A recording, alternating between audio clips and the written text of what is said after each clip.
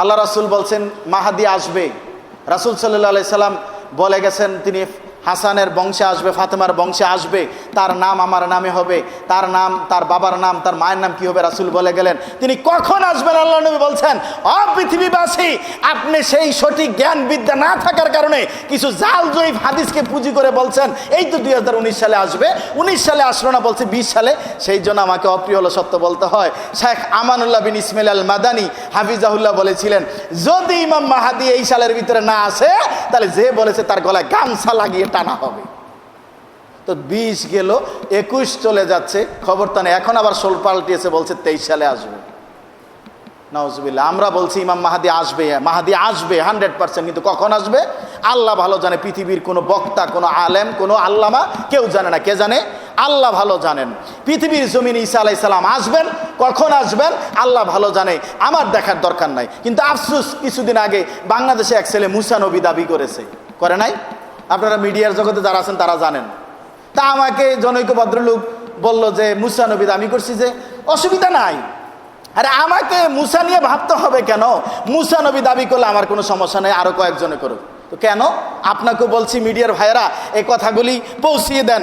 কেন মুসা আলাইহিস সালাম দাবি করলে সমস্যা নেই? কারণ মুসা আলাইহিস সালাম পৃথিবীতে আসলে কিয়ামত হবে এমন কোরআন হাদিস নাই। বরং ঈসা দাবি করলে সমস্যা, কারণ ঈসা আসলে না কিয়ামতের বিষয় চলে আসবে, তাই না? তো মুসা নবী দাবি করছে, হে করুক, আমার কোনো সমস্যা নাই।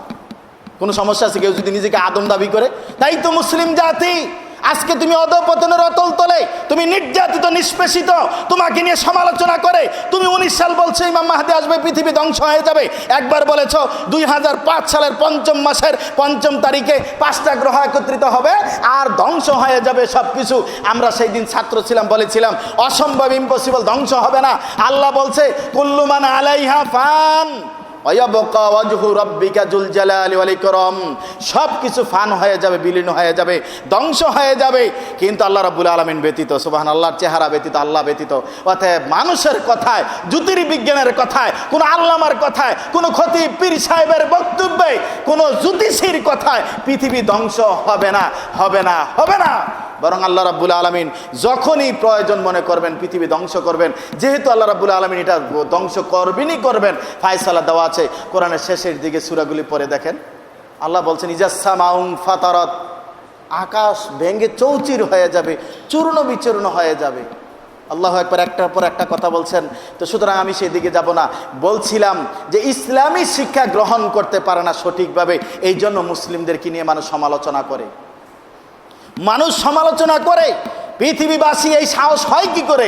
যেই বিদ্যা অর্জন করার কথা আল্লাহ বললেন, যেই বিদ্যা অর্জন করলে মানুষ কল্যাণের দিশা পায়, যেই বিদ্যা অর্জন করে মানুষ হেদায়েতের পথ খুঁজে পেল, যেই বিদ্যা অর্জন করলে জাহান্নাম থেকে বাঁচতে পারে, যেই বিদ্যা অর্জন করলে দুনিয়া সম্মান পায়। বলছিলাম না আমার মতো ডক্টর শফিকের 2 পয়সার দাম নাই। আরে কালো মানুষকে দেখতে আসবে কে? এই মিডিয়া কি কালো মানুষের ছবি উঠাইতে আসছে? ইম্পসিবল।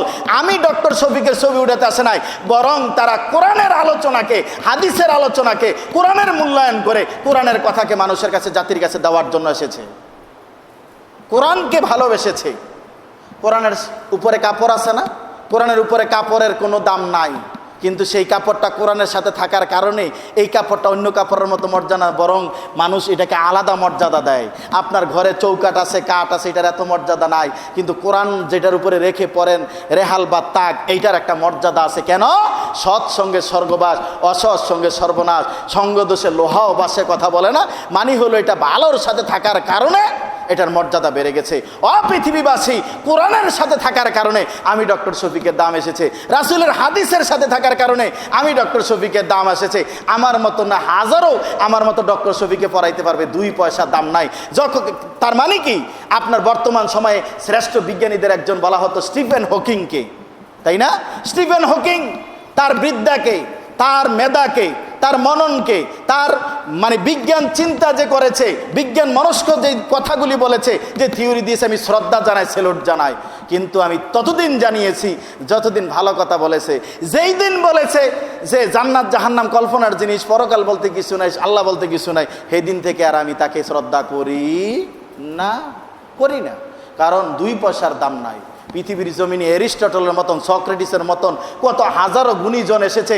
পৃথিবীবাসী বলে যাও না, প্রাচ্যাত্যের বিরাট মনীষী পণ্ডিত জর্জ বার্নার্ড শ তিনি অমুসলিম হওয়ার পরেও তিনি নবী মুহাম্মদ সাল্লাল্লাহু আলাইহি ওয়াসাল্লামের আদর্শ তিনি সেলুট জানিয়েছেন, বলেছেন পৃথিবীর মানুষ আজকে যত আধুনিক রাষ্ট্র কায়েম করতে চায়, পৃথিবীর মানুষ যত উন্নত শিখরে পৌঁছতে চায়, পারবে না। পৃথিবীর মানুষ যদি একটা মানুষকে নেতৃত্ব মানে, একটা মানুষ যদি নেতৃত্ব দেয়, তার নেতৃত্ব যদি গ্রহণ করে, আর তাহলে মানুষ শান্তিতে থাকতে পারবে, অশান্তি থাকবে না। এই একটা মানুষ আর পৃথিবীর জমিনে আসবে না, তিনি হলেন মুসলমানদের নেতা নবী মুহাম্মদ রাসূলুল্লাহ সাল্লাল্লাহু আলাইহি সাল্লাম। জর্জ বার্নার্ড শ বলছে, মহাত্মা গান্ধীর মতো পণ্ডিত বলছেন মুহাম্মদ সাল্লাল্লাহু আলাইহি সাল্লামের শ্রেষ্ঠতার সম্পর্কে। সুতরাং আমি আপনি মানতে পারলাম না কেন? আমি আপনি মানতে পারলাম না কেন? ইসলামী শিক্ষা সঠিকভাবে গ্রহণ না করার কারণে। আপনি ভাবছেন এই কোরআন হাদিসের শিক্ষা পড়লে, আরে মাদ্রাসা পড়লে তো ভাত পায় না। আসলেই কথাটা অবাস্তব নয়। জমিয়তের সংগ্রামী সভাপতি দুনিয়া থেকে চলে গিয়েছেন, আল্লাহ ওনার কবরটা জান্নাতের বাগিচা বানিয়ে দিকে আমিন। সূচনা লগ্ন থেকে আমরা তাওহীদের এই জমিনে তাওহীদের বীজ বপন করে গেলেন আল্লামা আব্দুল হক কাফি আল কুরাইশি রাহিমাহুল্লাহ তাআলা, আল্লাহ ওনার কবরটাকে জান্নাতের বাগিচা বানিয়ে দেখ। অনেকে আমার দিকে হাঁ করে তাকিয়ে আছেন জমিয়তের সভাপতির কথা বলাতে, মনে হয় যেন মঙ্গল গ্রহের বা ভিন্ন গ্রহের কোনো এলিয়েনের নাম বলতেছি। জিনা ভাইজান, বাস্তবতা এটাই। জমিয়তের এই তো সদ্যপ্রয়াত সভাপতি অধ্যাপক মুবারক আলী রাহিমাহুল্লাহ তাআলা, আল্লাহ ওনার কবরটাকে জান্নাতের বাগিচা বানিয়ে দেখ। তিনি এত সুন্দর করে চমৎকার করে কোরআনের বক্তব্যগুলি উপস্থাপন করতেন। তিনি আমাকে নাতি সম্বোধন করতেন, আদর করতেন। আজকে তাওহীদের বীজগুলি তারা বপন করে গিয়েছেন। সেই অধ্যাপক মুবারক আলী একটা কথা বলেছিলেন, আমি কোট করছি, বলছে কোরআন হাদিস শিখলে ভাত পায় না। এই কথাটা ঠিক তো কেমনে? বলছে কোরআন হাদিস শিখলে বিরিয়ানি খাইতে খাইতে ভাতের কোনো সিরিয়াল পাওয়া যায় না। বিরিয়ানির সিরিয়াল খাইতে খাইতে ভাতের কোনো সিরিয়াল পাওয়া যায় না। এই জন্য কয় যে হুজুরা ভাত পায় না। আসলে তো ভাত পায় না, কারণ শুধু বিরিয়ানি খায়, পোলাও খায়। এই অধ্যাপক মুবারক আলী এই কথাটা বলছিলেন। তিনি মরার সম্ভবত 6 মাস কি 1 বছর আগে আমার সাক্ষাৎ হয়েছিল। বলছিলাম উস্তাদ, একটা মাহফিলে সাক্ষাৎ হয়েছে। বলছে নাতি সাথে থাকো, দোয়া করো আমার জন্য, আমি তো শেষ। কয় আমার বাতিটা জ্বলতেছে আর নিপতেছে, জ্বলতেছে আর নিপতেছে, জ্বলতেছে আর নিপতেছে, মানে মোমবাতির আলোটা জ্বলতেছে আর নিপতেছে। উনি বলতেছেন তা আসলেই ওনার কিছুদিন হাসপাতালে, কিছুদিন বাড়িতে, কিছুদিন হাসপাতালে, কিছুদিন বাড়িতে, তাই তো চলে গেলেন। এই দেশের মাটিতে এই তাওহীদের দাওয়াত দেওয়ার জন্যই বাংলাদেশের প্রবীণ আলেমে দ্বীন এমনিভাবে হাজারো আলেম যেভাবে দাওয়াত দিয়ে যাচ্ছেন, এমনকি রাজশাহী ইউনিভার্সিটির প্রবীণ প্রফেসর সাবেক অধ্যাপক ডক্টর আসাদুল গালিব স্যার সহ অসংখ্য নেতাকর্মী এদেশের জমিনে তাওহীদের প্রচার করার জন্য, কুরআন হাদিসের সঠিক দাওয়াত দেওয়ার জন্য বিরামহীন বিশ্রামহীন কাজ করে যাচ্ছেন। তাদেরকে জেলখানে আবদ্ধ করার জন্য ছলে বলে কলে কৌশলে এক শ্রেণীর নামদারি আলেম ওলামা মিছিল মিটিং করেছে। কথা ঠিক কিনা? এই ডক্টর গালিবকে প্রায় 3.5 বছর জেলখানায় আবদ্ধ থাকতে হয়েছে এক শ্রেণীর বিদুর্মীদের কারণে নয়, এক শ্রেণীর নামদারি আলেম ওলামাদের কারণে। কারণ সেই সকল আলেম ওলামারাই প্রতিবাদ করেছিল পিস টিভি বন্ধ করো, পিস টিভি দেখতে চাই না। অথচ ওই ধরনের আলেম ওলামা একবারও এই দেশের মাটিতে জীবন মানে জি বাংলা নষ্ট করলো সোনার বাংলা, এই ধরনের চ্যানেল বন্ধ হোক একটা প্রতিবাদ সভা করে নাই। পিস টিভি বন্ধের প্রতিবাদ করেছে। এমনকি বলছে বাংলার জমিনে ডক্টর জাকির নায়েক আসলে আপনার রক্তের বন্যা বয়ে যাবে। আস্তাগফিরুল্লাহ। এই দেশের মাটিতে যখন বিদেশি গায়করা এসে নেচে গিয়ে যুবক যুবতীদেরকে জানাবে বিচারে করাই দিয়ে যায়, পবিত্র শরীরটাকে অপবিত্র করে দিয়ে গোসল ফরজ করাই দিয়ে যায়, বাহ্যিকভাবে কাপড় চোপড় নষ্ট করে দিয়ে যায় দিনে জাগ্রত অবস্থায়, এমন গায়ক গায়িকাদের টাকা দিয়ে এনে এই দেশে যখন গান করায়, নাচ করায়, পতিতাবৃত্তি করায়, তখন কেউ কথা বলে না। হক কথা বললে গায়ে জ্বালা লাগে। আর হক কথা যখন ডাক্তার জাকির নায়েক শুরু করে দিল, তার পিছনে সবাই লেগে গেল। এদেশের মাটিতে নয়, সারা পৃথিবীর মুসলিমদের রত্ন ছিলেন ডাক্তার জাকির নায়েক। দুর্ভাগ্য তার জন্মস্থানে থাকতে দিল না। এখন মালয়েশিয়া আছে মানে পরজীবীর মতন, তাকেও সেখানে সঠিক কথা বলতে পারতেছে না। মালয়েশিয়াতেও আমরা তার উপরে অনেক চক্রান্ত চলতেছে। বলছিলাম আমরা আমাদের মতন ছোট যারা আছি, আমাদেরকে স্তব্ধ করার জন্য, বয়কট করার জন্য আমাদেরকে বিভিন্ন জায়গায় প্রোগ্রাম বন্ধ করে দিচ্ছে। অবাক হয়ে যাবেন, গত বছরও প্রোগ্রাম করতে গেলাম কুমিল্লাতে, যাওয়ার আগে দেখছি পুলিশের গাড়ি একটা একটার পর একটা ঢুকছে, প্রোগ্রাম করতে দিবে না। এর আগে ঢাকাতে এমন হয়েছে অনেক জায়গায় আপনার আমাদের প্রোগ্রাম করতে দেবে না। তার মানে হলো আমরা যখন হক কথা বলেছি তাদের পেটে লাথি পড়েছে। আমরা যখন কোরআন হাদিস বিরোধী মিলাদের কথা বলছি, আল্লাহর নবী বলছেন তোমরা রাসূলের প্রতি দুরূদ পড়ো, আর ওরা এটারে দুরূদটারে মিলাদে পরিণত করে নিয়েছে।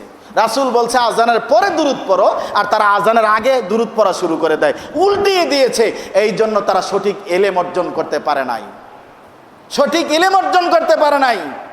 আজকে যখন কোরআন হাদিস বলছে মানে আল্লাহ কা তামিমা ফাকাদ আশরাকা, যে ব্যক্তি তাবিজ লটকালো, তাবিজ ব্যবহার করলো, সে শিরিক করলো। আর তাবিজ ব্যবহার করলে যদি শিরিক হয়, তো যেই হুজুরে তাবিজের ব্যবসা করে গোডাউন দিয়ে বসে আছে, সেই হুজুরের অবস্থা কি হবে? হুজুর তো বলছে সঙ্গী সাথী আজকের প্রোগ্রামের পরে প্যান্ডেলের উত্তর পশ্চিম কর্নার থেকে বড় হুজুরের তাবিজ পাওয়া যাবে, আপনার ছেলে স্বপ্নদোষ ভালো হয়ে যাবে, আপনার ছেলে বিদেশে ভালো ইনকাম করবে, মেয়ের বিয়ে হয়ে যাবে, আপনার ছেলে পাবেন। এই তাবিজটা ব্যবহার করলে 3001 টাকা বা 2001 টাকা দিয়ে নিয়ে যাবেন। তো হুজুর তো মাহফিলের পরে, অনেকে ভাবতেছে মনে আমার প্রোগ্রামের পরে তাবিজ বেশ আস্তাগফিরুল্লাহ, আর আমার প্রোগ্রামের পরের কথা বলে নেই তো, অনেকে ভাবছে মনে নিয়ে যাব, চলবে না। আল্লাহ নবী বলছেন মানে আল্লাহ কা তামিমা ফাকাদ আশরাকা, অপ্রিয় হলো সত্য। আপনারা নেটে দেখেছেন এই তাবিজের পক্ষেও হুজুর পাওয়া যায়, আবার মুফতি খেতাব লাগা, আস্তাগফিরুল্লাহ। সেই মুফতি না মূর্তি? এটা মূর্তি। নামদারি আলেম তাবিজের পক্ষ কথা বলে, নামদারি আলেমকে শুনলে অপ্রিয় হলো সত্য। শেখ আমানুল্লাহ বিন ইসমাইল আল মাদানী হাফিজুল্লাহর কাছ থেকে শুনেছিলাম আমি খুতবা দেই বন্দর থানায়, সেখানে সিনেমা হলের উদ্বোধন করতে গিয়ে মিলাদ পড়তে গেছে হুজুর, মিলাদ পড়তে গেছে হুজুর। তাহলে সেই হুজুর কোন বিদ্যা অর্জন করেছে? কবরকে কেন্দ্র করে যে শিরিনি বিতরণ করে খায় আর খাওয়ায়, সেই হুজুর কোন বিদ্যা অর্জন করেছে? যেই হুজুর মূর্তি উদ্বোধন করতে যায়, সেই হুজুর কোন বিদ্যা অর্জন করেছে? যেই হুজুর আপনার মানুষকে শিরকের দিকে নামিয়ে দিচ্ছে, তাহলে সে কোন বিদ্যা অর্জন করেছে? এই ধরনের মানুষকে দেখে ডাক্তার যারা, তারা বলছে তাবিজ দিলে রোগ ভালো হয় না, কেটে ফেলে দেয়, তাবিজ চলবে না, চিকিৎসা দিতে হবে। তাই সেই ডাক্তাররা বলছে না না এই কোরআন হাদিসের বিদ্যা চলবে না। তারা তো মনে হয় এটা কোরআন হাদিসের বিদ্যা, ইম্পসিবল। সুতরাং আপনাকে সঠিক বিদ্যা অর্জন করতে হবে, তাহলে মানুষ সমালোচনা করার সুযোগ পাবে না। আরে সমালোচনা করা থাক দূরের কথা, চোখ রাঙ্গানোর সময় পাবে না। মুসলিম মানি বীরের জাতি, মুসলিম মানি রাষ্ট্রনায়ক, মুসলিম মানি শয়তানের কাছে আতঙ্কের নাম। আল্লাহর নবী মহিলাদেরকে নিয়ে কথা বলছেন। এবার হঠাৎ করে ওমর আসতেছে এক রাস্তা দিয়ে, ওমরকে যখন দেখছে মহিলা চেহারায় কাপড় দিয়ে কাপড় চোপড় আটোসাটো করে দিছে দৌড়, জানে ওমর আসতেছে। ওমর কাছে আসার পর আল্লাহ নবী বলছেন ওমর তোমাকে দেখলে মহিলারা ভয় পায়। শুধু মহিলা নয় ওমর, তুমি যখন এক রাস্তা দিয়ে আসো শয়তান আরেক রাস্তা ধরে। আল্লাহু আকবার। ওমর কি মুসলিম ছিলেন না? পৃথিবীবাসী বর্তমান যুব সমাজ ইসলাম নিয়ে সমালোচনা করবে মানে? যেই ওমর রাসূলের মাথা কাটতে গিয়েছিলেন, ইসলামের বিরুদ্ধে কথা বলেছেন, ইসলামের বিরুদ্ধে শক্ত হাতে দাঁড়িয়েছিলেন, প্রতিবাদ করেছিলেন, সেই ওমর ইসলাম গ্রহণ করে ইসলামের পক্ষে কথা বলার কারণে আল্লাহ নবী বলছেন ওমর আমার পরে যদি কেউ নবী হতো ওমর হতেন, আমার পরে যেহেতু নবুয়তের দরজা বন্ধ ওমর আর নবী হবে না। আল্লাহ নবী বলছেন ওমর তুমি এক রাস্তা আসলে শয়তান আর এক রাস্তা যায়, এটা ছিল ইসলাম। এটাই ছিল কোরআন হাদিসের বিদ্যা। এই বিদ্যার বৌদলতে মুসলমান যেমন ইউরোপের মাটিতে পতাকা উড্ডীন করেছে, তাওহীদের পতাকার বীজ বপন করেছে, মুসলমান আজকে সারা পৃথিবীতে ব্যাপকভাবে ছড়িয়ে পড়ছে, তাওহীদের কথা বলছে। আপনার চোখ রাঙ্গানি, আপনি জেলখানার আবদ্ধ, আপনার গুলি বোমাকে কেউ ভয় করবে না, ঈমানি শক্তি নিয়ে মাঠে ঝাঁপিয়ে পড়বে ইনশাআল্লাহ। আপনার কবর আমি ভাঙতে যাব না, আপনার ঘরের মূর্তি আমি ভাঙতে যাব না, বরং আপনার ঘরের মূর্তি ভাঙার জন্য আপনার ছেলেই যথেষ্ট। তাওহীদের শিক্ষা নিয়ে আপনার ছেলে ঘরে তৈরি হয়ে গেছে, আপনি জানেন না। আপনার ছেলে এখন আপনার এই কোরআন হাদিস বিরোধী কর্মকাণ্ডের প্রতিবাদ করে। সুতরাং সঠিক জ্ঞান অর্জন করুন, সঠিক জ্ঞান অর্জন করুন। আবারও বলছি সঠিক জ্ঞান অর্জন করুন, তাহলে আপনি অ্যাট এ টাইমে সমাজ পরিচালনা করবেন, রাষ্ট্র পরিচালনা করবেন, ডাক্তারি বিদ্যা অর্জন করবেন।